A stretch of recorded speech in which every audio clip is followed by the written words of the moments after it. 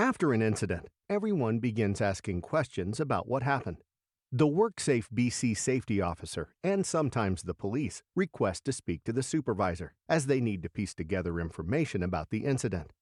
Incidents don't only affect other workers, they also affect all those in the organization, as well as friends and family. The loss of a loved one can have devastating effects that can be avoided if proper steps are taken to ensure health and safety in the workplace. All serious incidents need to be investigated.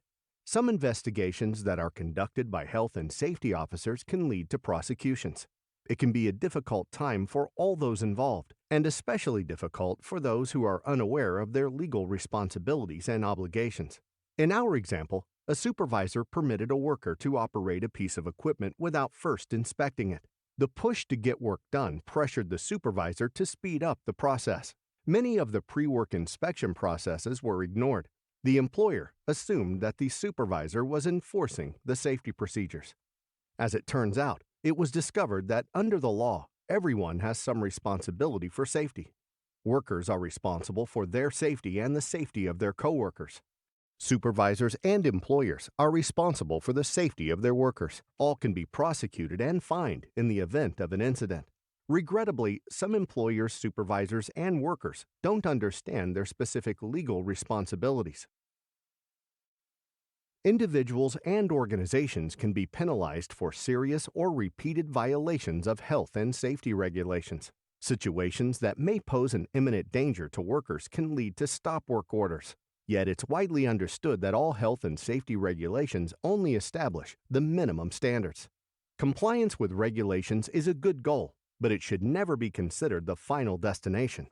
An organization with a good safety system will continue to evolve its program to better manage the ever-changing work environment. Each person in an organization plays a critical role in safety, and there may be no greater role than that played by the supervisor.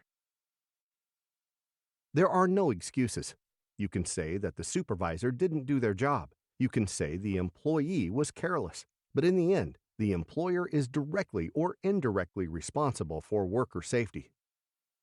In British Columbia, a company acting as a prime contractor on a construction site was fined almost $17,000 when they failed to ensure a subcontractor was following the utility owner's maps and drawings, and an excavator struck and ruptured an underground natural gas line. Although the prime contractor wasn't doing the work directly, they were responsible for the work being done and for the incident that occurred when the work was done in an unsafe manner. Another BC company was fined almost $70,000 when a worker was seriously injured while adding scrap dough to an unguarded mixer. WorkSafe BC found that the machinery and equipment was not fitted with adequate safeguards to keep workers safe. In 2020, WorkSafe BC accepted 151 work-related death claims, and people in BC missed 3.5 million days of work due to work-related incidents and disease. In 2021, there were 161 work-related deaths in BC.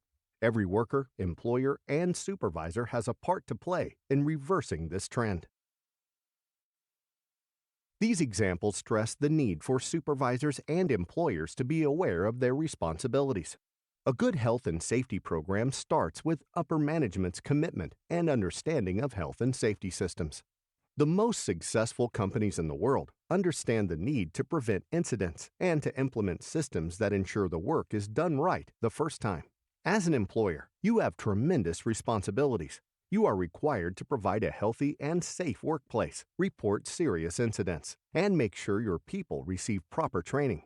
You must establish and enforce health and safety policies and programs. You must also act quickly to correct unsafe conditions, and first aid services must be available at all times. You are expected to support the activities of health and safety committees and to evaluate them periodically. And finally, the most important responsibility of them all, you need to set a good example for your employees. Supervisors make sure the work standards that have been established are followed. They're often responsible for the orientation and training of new workers. They must make sure safe work procedures are followed. Supervisors are required to report incidents, and they often participate in investigations. They make sure proper protective equipment is worn and regular maintenance is conducted on machines. They look for and correct unsafe working practices or conditions. A good supervisor must look for hazards, deal with concerned employees, update safety rules, ensure compliance with the regulations, ask for suggestions, and above all, set a good example. Everyone's actions on the job will have an impact on how the job is done and how it is completed. Some say that safe work procedures are often written in blood. That is, someone, somewhere, was killed or seriously injured, and the lessons of that incident led to new procedures or new regulations. It's difficult, if not impossible, to reduce all risks on all jobs to zero, but we can certainly control those risks. If any condition is unsafe, you have a responsibility to report the problems so they can be corrected. Workers should be encouraged to make suggestions on how to improve the safety of the workplace and to ensure their fellow workers are acting and working safely. It's the job of the supervisor to make sure workers are instructed, trained, and qualified to work safely and conduct work tasks in a safe manner. Safety committees provide an opportunity for workers to be directly involved in the workplace's health and safety. It can foster a real ownership of the program and improve the effectiveness of the systems in place.